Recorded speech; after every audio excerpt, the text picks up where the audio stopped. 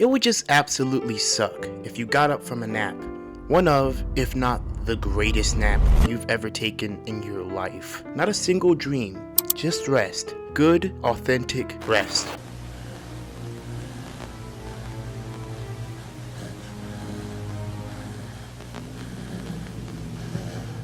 You take a sip of the water that sits on the nightstand near your bed. You turn on the TV and it's on the news channel. You were looking for cartoons, but sure, this is fine. It's good to keep up with current events anyway. You're curious why they're showing the water treatment plant that's right outside of town and mentioning terrorism or some sort of an attack. You're hoping everyone's okay as you take another sip of your water to refresh yourself, hesitating just a little given the situation on the television. There's no smoke, no fire, not even a lot of police cars. What kind of attack was this? That's when your stomach grumbles loudly.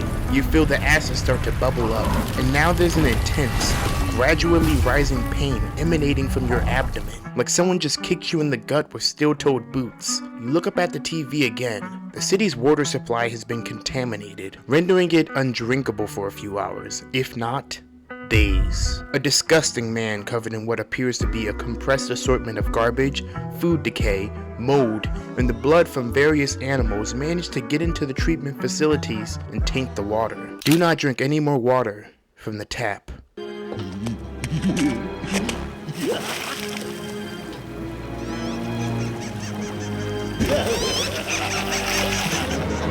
Hello and welcome, my name is Witty G, and I talk about odd, obscure, and nostalgic cartoons on the internet, attempting to find out what made them special to begin with. This time we're tuning into an animated series that specializes in the disgusting and grotesque. You can do it, boy.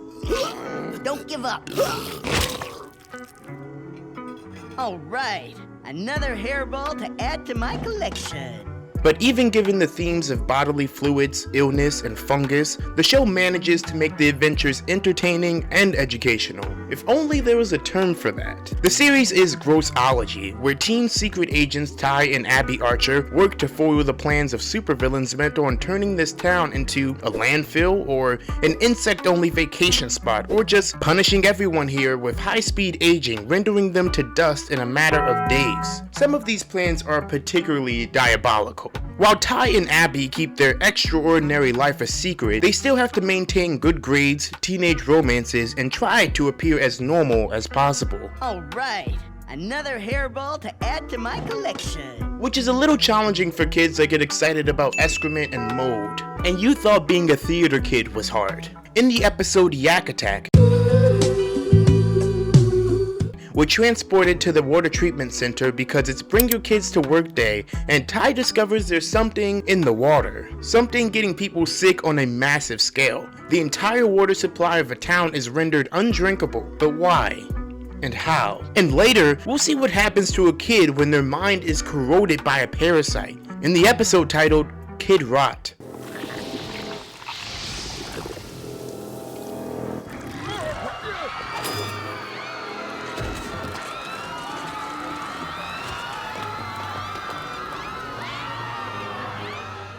Don't be afraid. In the late hours of the night, we watch as a slimy, overweight man makes their way to the water treatment vats, turning the water into a brown, globby mix. Jesus could turn water into wine, but this guy just turned water into a can of Progresso's chunky soup. This is the worst water TikTok creation I've ever seen. Let's make my water of the day. How far can I go? What flavor am I going to make today?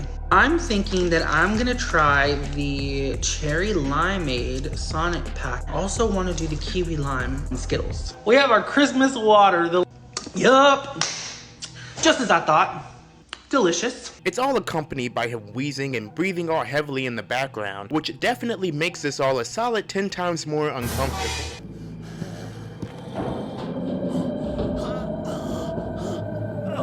Pan over to the Archer household where Ty is getting samples of hairballs from the cat. Don't give up.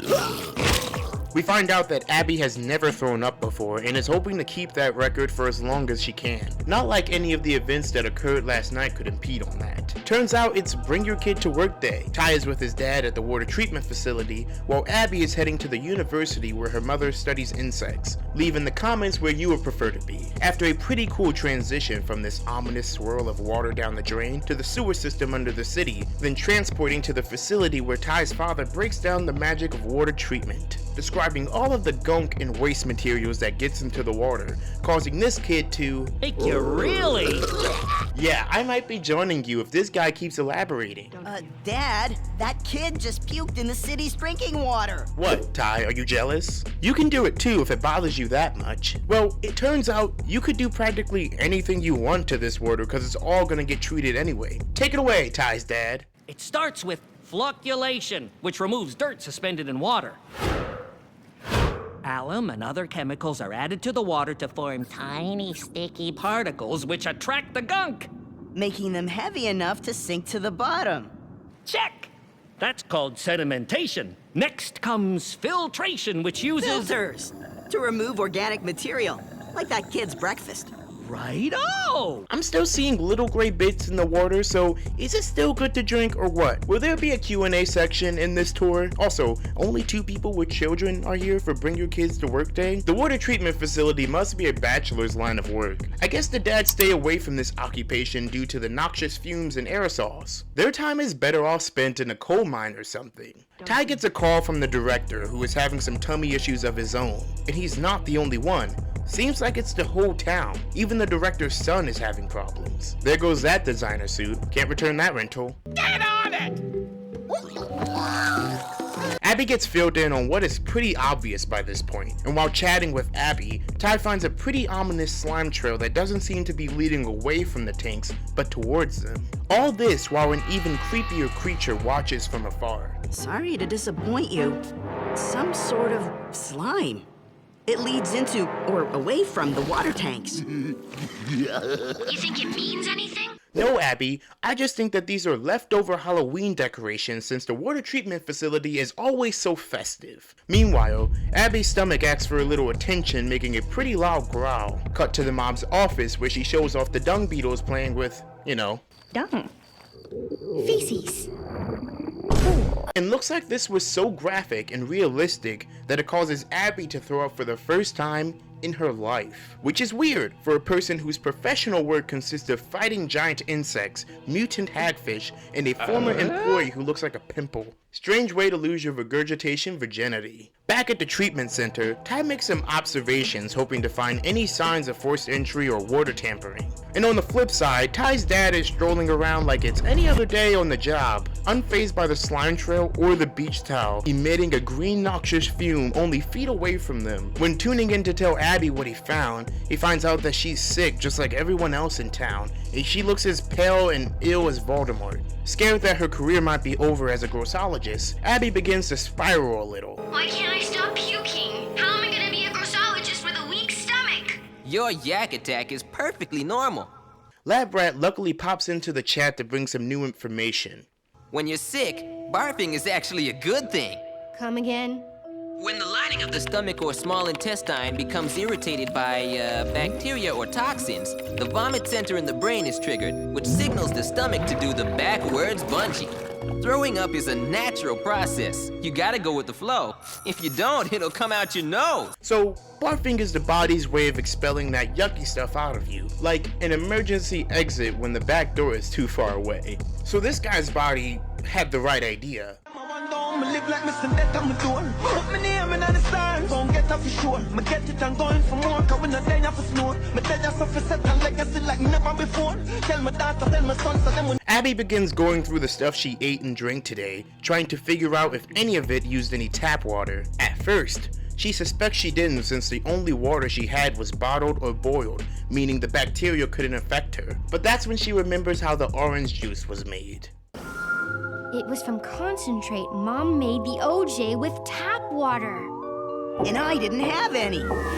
And neither did Mom or Dad. Ty goes up to his dad wondering about how a contaminant could go undetected in this huge facility. He should also be asking if any cameras may have caught someone trying to poison a water supply. No way this place has state-of-the-art contaminant detection software, but there's not a single one of those ball cameras they have in TJ Maxx. The typical test comes up clear, but there's something nefarious going on that has the entire town spewing chunks. Ty even says, Usual, huh? What about unusual bacteria? Undetectable and sickening, like an off-brand version of Silent but Deadly. All of a sudden, the pressure begins rising in the tanks dramatically. Abby says this might be happening because If water pressure in the tanks is rising, it's probably because the toxins are mixing and releasing gases. we get a glimpse of the silhouette of the culprit, and Ty goes to check on what's going on. There it is, Sloppy Joe, an old foe of the Grossologist, sitting in the vat of water, contaminating it with his very skin, the deeply engrossed odor attached to his body, and the pools of slime that just drip off of him like sweat off a runner on a 104-degree day. This is what twisted and turned people's tummies. Turns out the villain is on vacation, and nothing screams a day off like poisoning an entire town. Not even really a vacation for him. He's still working. He's currently at work. He should have at least gone to Cuba and done this. Go somewhere exotic if you're gonna vacate and still do work. 3 words for you. Treat yourself. Ty tries taking him on his own, and more power to him. Don't know if I would try to take on a person that's 3 times my height and my weight, and I got no gear with me. And for his bravery, he gets this. This is getting a little gross, even for me. Amazingly, he's still alive, but what's more amazing is that Ty's dad isn't even aware of the intruder or that his son is fighting him. Those cameras sure would have been helpful right now. While getting briefed on what happened with Sloppy Joe, Abby's mom walks in after, overhearing all the spy jargon. She thinks Abby's a little cuckoo as well, that and the sickness. Also, does this mean that everybody has a little Sloppy Joe inside them? And if they didn't have it inside them, they had it before the, you know. While everyone in town is dealing with the worst tummy issues this side of a Pepto-Bismol, the water treatment pressure is building and has reached code red, aka it's almost explodey time. They gotta stop Joe to get this alarm to simmer down and end the risk of an explosion. If they could just lure him away from the plant, it can possibly be handled by the workers there. Well, more specifically, Ty's dad, cause all the other workers just...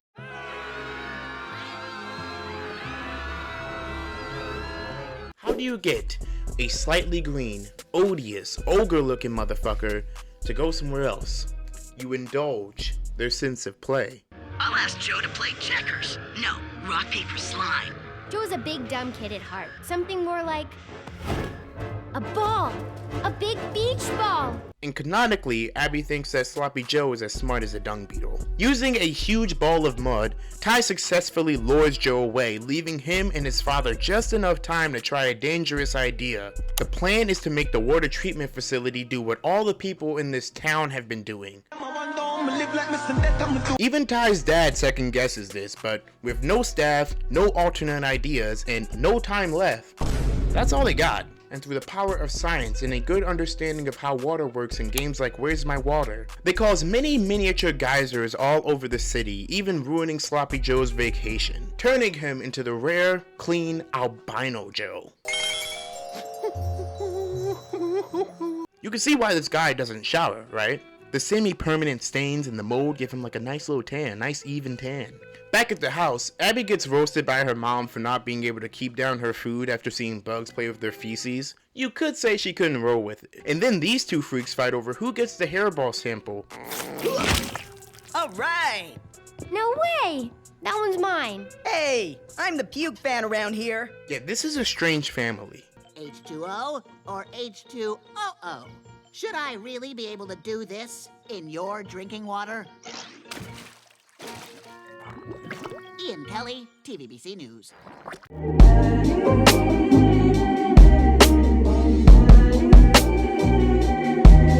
As you can see, Grossology is a superhero / spy show first, but right after that, its next priority is teaching you, and often something you don't know about or didn't want to know about. Bet you didn't want to learn anything about water treatment facilities, but here we are. Even for adults, the show throws curveballs at you, and shows some pretty disturbing concepts for terrorizing a city. People all over town are doing the Arfie McBarfie. Such as poisoning a water supply and getting the citizens sick on a massive scale. Not even with typical poison at that. Just his irregular juices that seep from the disgusting pores on his body. Not even state-of-the-art detection technology could figure out what it was. He had the machines going, I don't know nigga, everything seems fine, take a drink.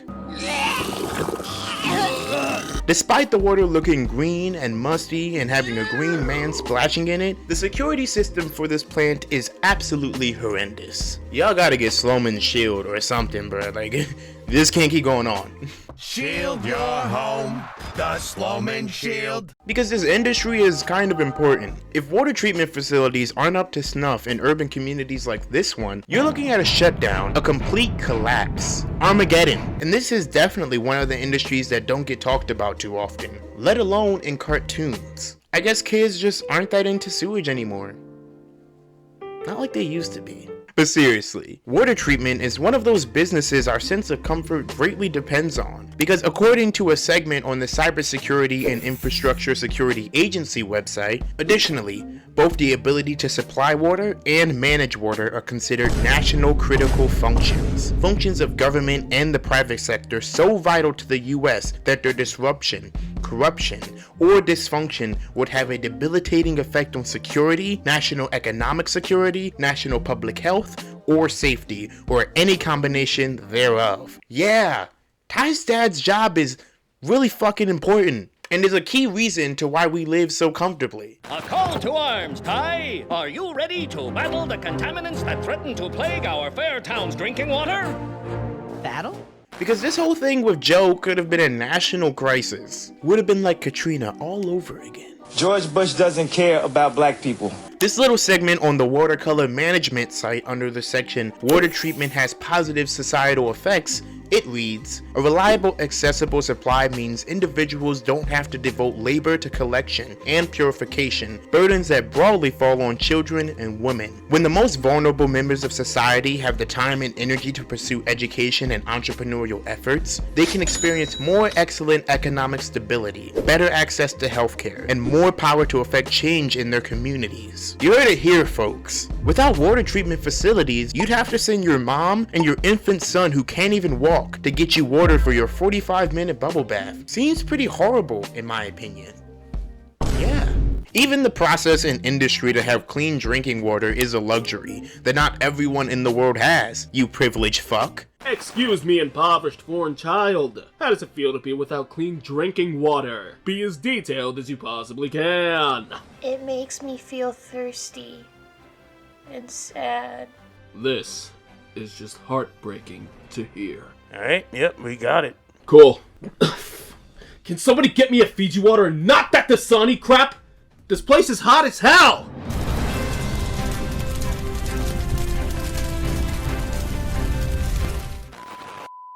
And receiving illness from the water you drink isn't a freak accident, it's the reality in some poorer countries. But as this episode demonstrates, that security in knowing your water won't poison you or give you cholera should be a basic human right in our modern world. Even in the United States, there have been water issues including the jet fuel crisis in Hawaii and the water crisis that lasted from 2014 to 2019, where the pipes corroded and caused lead and other contaminants to get into the water. The images of the water are shocking enough.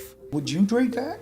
People have dumped in this river forever. It's like we're in this cesspool. My tub, you should see it, it's brown. And then come the headlines. An American city failed to provide basic protections to its citizens, and now the children of Flint have much higher than normal levels of lead in their blood. Rick Snyder, governor of Michigan, has apologized. I am sorry, and I will fix it. President Obama declared a national emergency. You can't shortchange basic services that we provide to our people. And now 2016 presidential candidates are starting to weigh in. The governor of that state acted as though he didn't really care. Lead poisoning is terrible and terrifying. No amount of exposure is safe. And there's evidence that years after we got it out of paint, gas, and more, it contributed to a drastic drop in crime in the 90s. The city has switched back to cleaner water, but the effects will last decades. We take clean water for granted. How could this possibly happen in 2016? Again, highlighting the importance of this industry, and that work and money have to be invested into this infrastructure to keep our water safe, let alone any of the impacts that water treatment has on the environment, or how a lot of different industries use a shit ton of water in the process of making consumer products and then go and contaminate the water, causing water treatment to be more expensive and have a bigger impact on the environment. And next thing you know, it's Katrina all over again. All over again. George Bush doesn't care about black people. And instead of one green man in the water, it's like fucking 12 of them. And it's a whole thing. It's a whole thing. I don't want to get into it right now. But yeah, Grossology. It manages to teach you something while also giving you some action along the way. Ugh.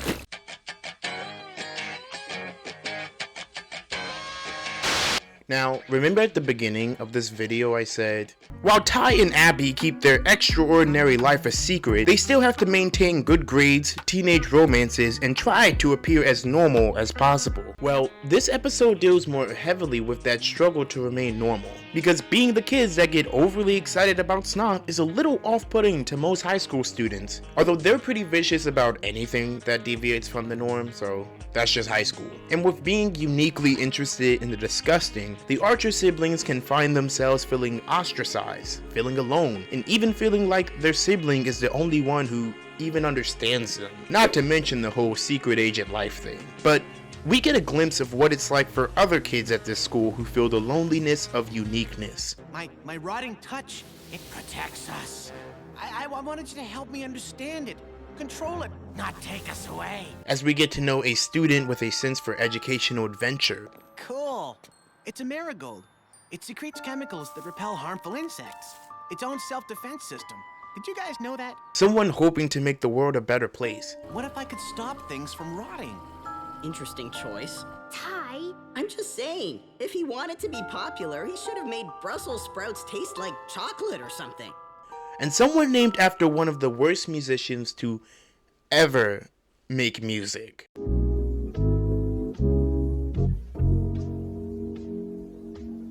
We open on a typical day at Ringworm High during lunchtime. Good thing I don't have a gag reflex. Hey yo, what? Lunch is ruined just as soon as it starts when some crazy fast substance eats away at the food before anyone can get into it. At least I hope no one was able to get into it yet. Can you imagine this happening inside of you?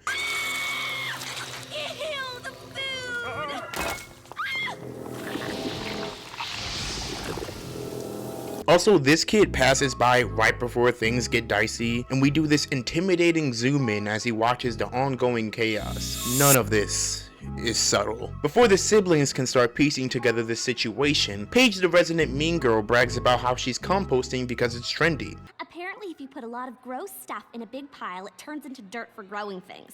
Or something like that. It's so popular these days. She also gets a prize. Don't know what it is. But neither does Paige, but there is a prize. Duh, like it matters. She's simply just doing this for the accolades. And hey, is that shitty? Yes, but is it good for the environment? Yes. Duh, like it matters. Paige has the attention span of a fruit fly and gets distracted by this boy in the hallway. She spots the blonde kid and pounces on him, metaphorically of course, telling him how awesome it would be to help the planet. She puts her hand on his shoulder, and when she pulls away, green slime comes off of him, and she just keeps talking after this. Like what? She eventually is grossed out and swears off being nice for the rest of her life. Abby swoops in to apologize on the school's behalf for how Paige behaved, and I don't know, Abby, maybe tell this kid to say sorry when he slimes onto people he just met, or maybe wipe his clothes before coming to school. Anyway, the kid's new, his name is Chester, and he's used to being made fun of. Turns out this used to happen at his old school too. It's like my old school. I guess nobody likes a science nerd here either. What is that old school? I don't remember. No one remembers. The kids that went there don't remember because there never was a school. Not after Chester was done. The three of them find a sense of camaraderie in their nerdliness, since that was the reason Chester always found himself bullied. And he expects Ringworm to be the same way. But no, this school is filled with nerds. These two being the biggest dorks on the premises. He's hit the jackpot. While hanging out in the garden, Chester shows off his botanical knowledge. Cool. It's a marigold. It secretes chemicals that repel harmful insects. Its own self-defense system. Did you guys know that? Well, we did. Why does he have to be so smug? We find out Chester is really into flowers, and Abby even says, You into plant science? Yeah, chemistry, biology, all that good stuff. Kind of the whole circle of life thing. Cool. This fun conversation doesn't have the chance to blossom and is quickly interrupted by a group of jocks. Nothing about them screams, I love team sports, but whatever. Jocks. They're jocks. Clearly, jocks. Just overhearing their conversation and seeing them sends Chester into a major Vietnam flashback. Look at his face right here, bro. Look at his face. Chester is worried and just wants to avoid them completely. So, of course, Abby just quotes some FDR at him. Let's go the other way. No way. We have nothing to fear but fear itself. That is the equivalent of saying thoughts and prayers, but arguably said at a more appropriate time.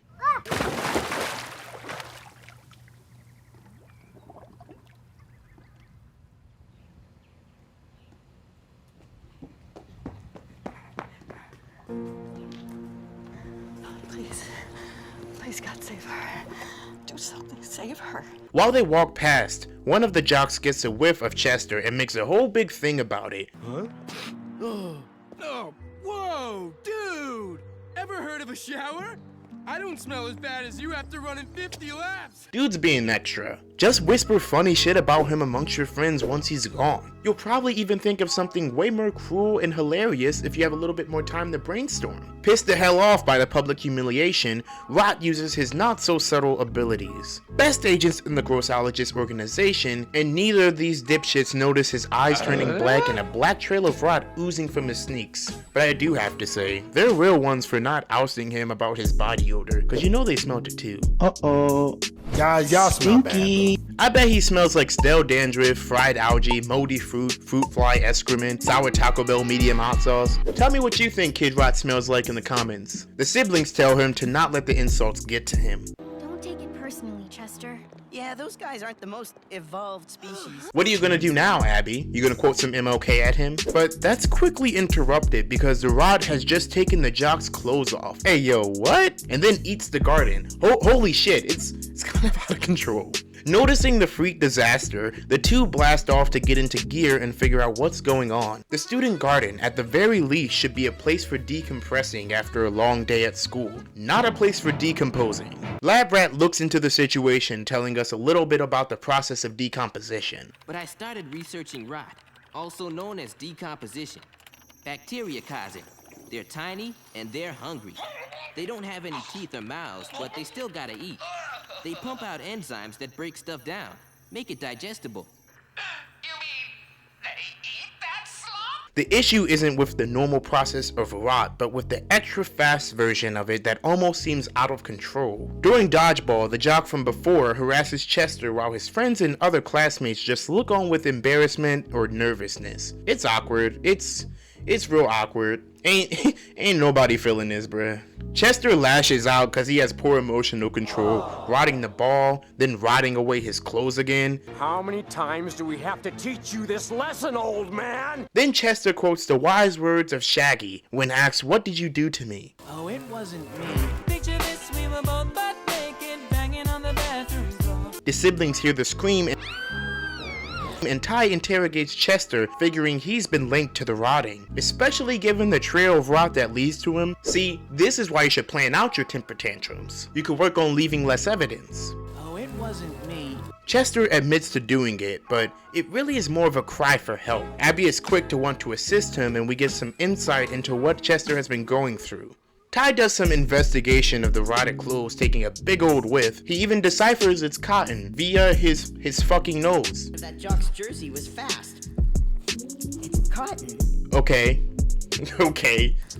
He notices that Chester's outfit, though stylishly brooding, is made of polyester. One is organic matter, and the other is not, something that can't be decomposed. Then we get into what got Chester into this to begin with. I've always wanted friends more than anything. I thought maybe if I could do something cool, then kids would like me. I was doing a project on plant growth, and I had an idea. What if I could stop things from rotting? Interesting choice. Ty? I'm just saying, if he wanted to be popular, he should have made Brussels sprouts taste like chocolate or something. But think of it. If things didn't rot, then food would never spoil. Hunger would be gone. I'd be famous. A hero.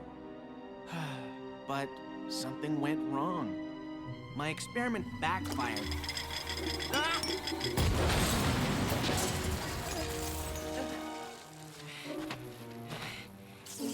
And instead of a hero, I turned into a monster.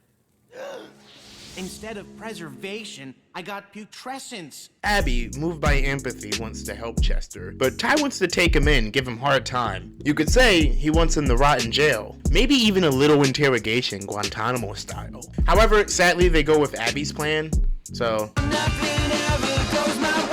bringing him to the top secret laboratory that might be a secretly government funded program where he will be analyzed in an attempt to figure out what caused this and how it works. Abby has the intention to save him from this rotting ability, but I'm not sure that Chester is aware of this. We find out that Chester has a parasite spreading throughout his body and is attempting to make it to his brain. Basically, Chester has a venom symbiote that is trying to take over his entire body. A voice in his head amplifying those negative thoughts, those negative impulses, his built up rage over years of getting bullied. While Chester can be saved, that isn't something he wants, and upon Abby saying this, "With this data, we might be able to cure you. You could be normal." he lashes out. Chester has a bit of a psychological breakdown, another rotting joke for you, as we watch him and the parasite struggle to find out who is the dominant personality inside of Chester's body. But regardless, they both want the same thing, to stay united. Because that uniqueness about Chester, this rotting touch, it gives him protection. My rotting touch, it protects us. I wanted you to help me understand it. Control it, not take us away. Unlike his unique sense of intelligence that only brought him failure and ridicule. Ty and Abby get a little apprehensive, especially when Chester threatens to rot them. That's when Ty pulls out the goop Glock. Hey yo, what? Slips, and it lands in the hands of the guy with real powers. There's this moment too, where Abby tries to appeal to Chester and he doesn't respond normally. I know none of this is normal, right? But way stranger than anything else that has happened. Let us stop the rot. We can't let you cure us. We? We? Now we going to war. What do you mean we? Nintendo? No, nigga, we as in us. Us? Are you talking about the movie? Nigga, us. Chester slimes the group together, then lights up the headquarters, ruining the computers, harming innocent plant life, and potentially killing the grossologist using rot. This has just been one of those days where you realize it would have gone better if you just stayed in bed. Luckily, Chester's abilities can't work on inorganic material, and their death is postponed by a metal shelf, sponsored by the Stilton Chrome 5-shelf kit. Buy one at your local Home Depot. I don't know if that's true, but you should try.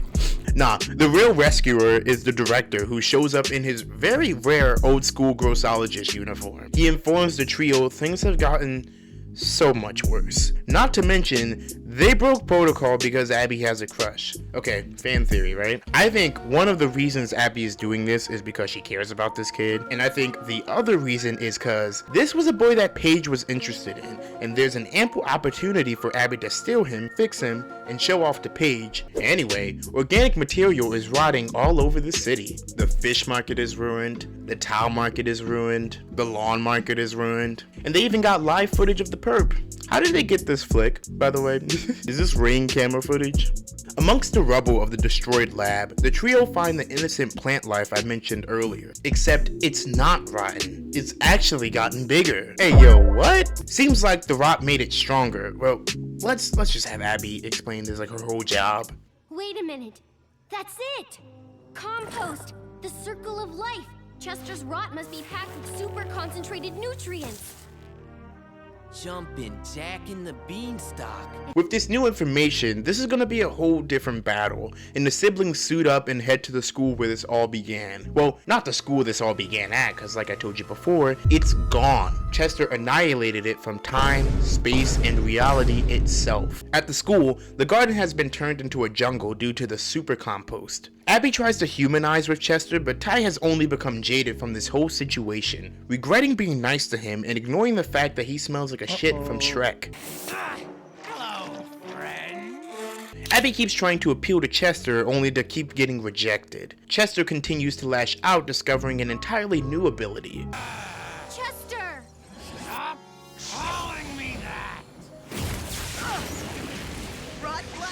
Oh, that was new! He runs away from the siblings, cackling, gasping for air, and also at some point seeming like he's whimpering. Boy's going through a lot. Got an evil brain tapeworm in his head telling him to kill his friends. What do you expect? Abby traps Chester using his super compost. No!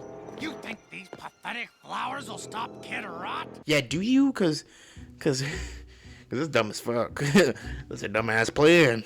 Luckily, Abby's plan isn't to trap him, but to talk to him. Keep him somewhere long enough to listen to reason. Listen to me. Your plan, it worked.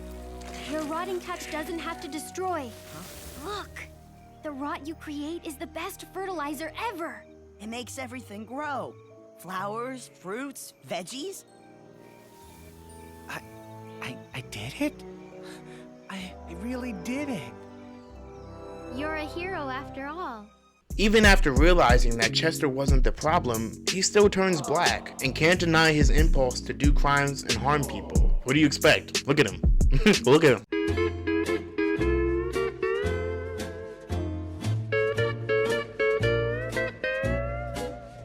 Anyway, the parasite takes control, and the grossologist, unlike usual, can't stop the bad guy. He escapes into the woods and monologues to himself, completing his transformation into a total Saturday morning cartoon villain.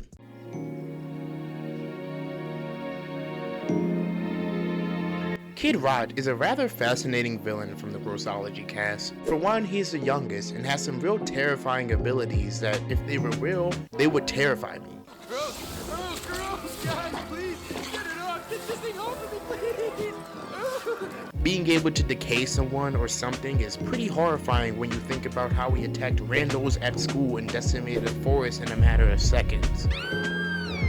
But I find him more interesting for this anti-hero thing they got going on. We sympathize with him for how he's been treated badly because of his niche interests, and how his failed experiment to make the world a better place to live in literally blew up in his face and permanently changed his life for the worse. Yeah, those are all pretty bad things, and would leave most teenagers in a not so great emotional space. I'm gonna fucking shoot up a Walmart! There's something pretty cool about Chester's lack of emotional control being an element of his personality that the parasite takes advantage of. And even more fascinating that the scientific work Chester made that corroded his mind and body was also a huge success in a way, doing the very thing he set out to do but on a more rapid and grandiose scale. But in the end, that success means nothing. The parasite that has taken over his mind has blinded Chester so much that the very scientific pursuit that put him in this situation means nothing to him. Get ready, world! Get ready to rot! And Abby, I think you'll be impressed. It's tragic in a way. The moral of the story is, don't bully people. Right? That's so gay. That's really gay. Look at those hands. Please don't say that. And give more love to your local water treatment facility worker. Or something. I don't know. You figure it out. If you have any cartoons you'd like me to discuss or watch, please leave them in the comments. Or leave any other ideas or fun thoughts in the comments. I've been Witty G, and I'll see you later. Be happy, be healthy, and be kind to someone, or they might just rot you. I knew it. See ya.